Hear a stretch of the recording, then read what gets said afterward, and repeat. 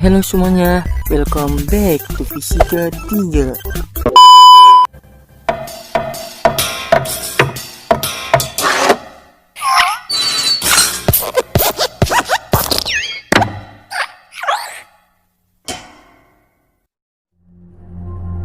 Hai, perkenalkan, nama saya Iqbal Al-Fajar dengan NIM 1513619038.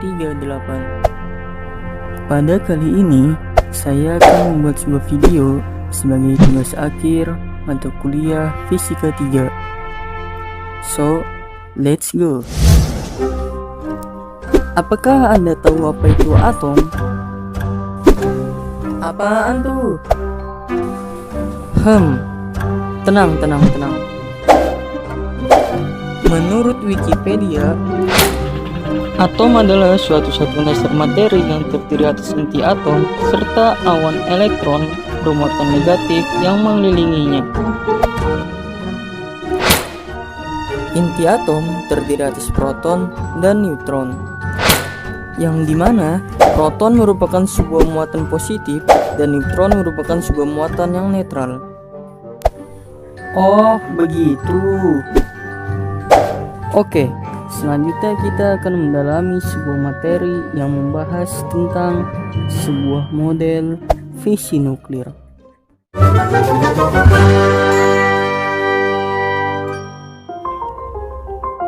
Berdasarkan sejarah, reaksi fisi yang pertama diakui ialah pada tahun 1938 yang dilakukan oleh dua ilmuwan berkebangsaan Jerman, yaitu Otto Hahn dan Fritz Strassmann.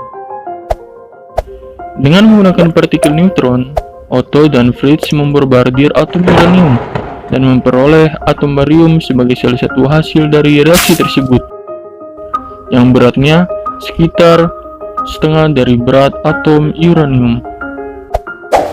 Namun, sebenarnya apa sih itu yang dimaksud dengan fisi nuklir? Fisi nuklir.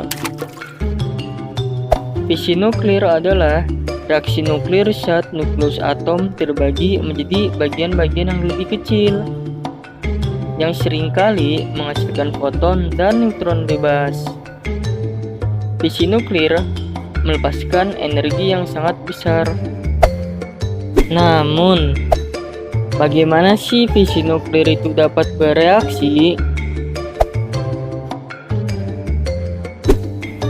Secara sederhana, reaksi fisi nuklir dapat dikatakan sebagai reaksi pembelahan inti atom besar yang tidak stabil menjadi inti atom yang lebih kecil dan stabil.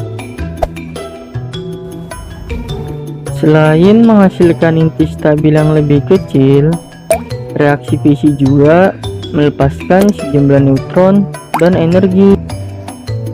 Reaksi ini biasanya terjadi pada inti uranium dengan nomor massa 235.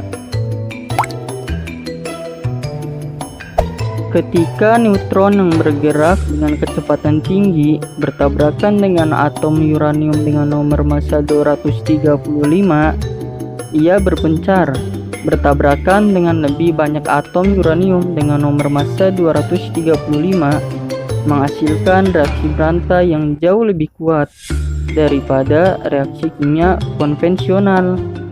Reaksi berantai ini menghasilkan panas yang diperlukan untuk menghasilkan sebuah uap air.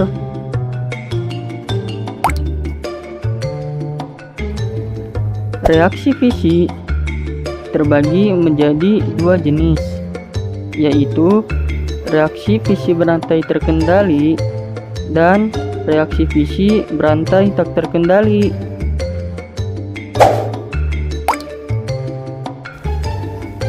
Untuk reaksi fisi berantai terkendali, jumlah neutron bebas hasil reaksinya terkendali. Sedangkan untuk reaksi fisi berantai tak terkendali, jumlah neutron bebas hasil reaksinya tak terkendali. Reaksi fisi terjadi terus-menerus. Bro, izin bertanya, apakah kita dapat mengubah energi yang tersimpan di dalam atom menjadi energi listrik yang dapat digunakan untuk kebutuhan manusia? Lah, kamu kan Google. Udah sih bro, jawab aja. Oke. Agar kita dapat mengubah energi yang tersimpan di dalam atom menjadi energi listrik yang dapat digunakan untuk kebutuhan manusia, maka kita harus membangun sebuah reaktor nuklir. Namun sebelumnya, apa sih itu yang dimaksud dengan reaktor nuklir? Ya, reaktor nuklir merupakan suatu tempat atau perangkat yang digunakan untuk membuat, mengatur, dan menjaga kesinambungan dari reaksi nuklir berantai pada laju yang tetap. Reaktor nuklir digunakan untuk banyak tujuan. Pada saat ini, reaktor nuklir paling banyak digunakan untuk membangkitkan listrik. Pada umumnya, reaktor nuklir terdiri dari beberapa komponen inti. Yang pertama yaitu bahan bakar atau fuel bundle. Bahan bakar yang biasanya digunakan adalah uranium yang berasal dari pabrik pengolahan. Bahan bakar fuel bundle biasanya berbentuk silinder dengan diameter sekitar 1 cm. Dan kemudian yang kedua yaitu batang kendali atau control root. Batang kendali berfungsi untuk mengatur jumlah reaksi nuklir yang terjadi di dalam inti reaktor dengan cara menangkap neutron-neutron bebas yang dihasilkan dari reaksi fisi. Semakin banyak neutron yang ditangkap oleh control root, maka semakin sedikit juga reaksi fisi yang dapat terjadi. Dan yang ketiga yaitu cairan pendingin atau biasa disebut juga sebagai coolant. Cairan pendingin akan mendinginkan bahan bakar dan menjaga agar suhu reaktor tetap berada di tingkat yang aman. Karena suhu tingginya di inti reaktor ini lama-kelamaan akan mendidih dan menjadi uap yang bertekanan tinggi, maka molekul-molekul air inilah yang berguna untuk memperlambat neutron berenergi tinggi yang meninggalkan elemen bahan bakar setelah terjadinya reaksi fisi.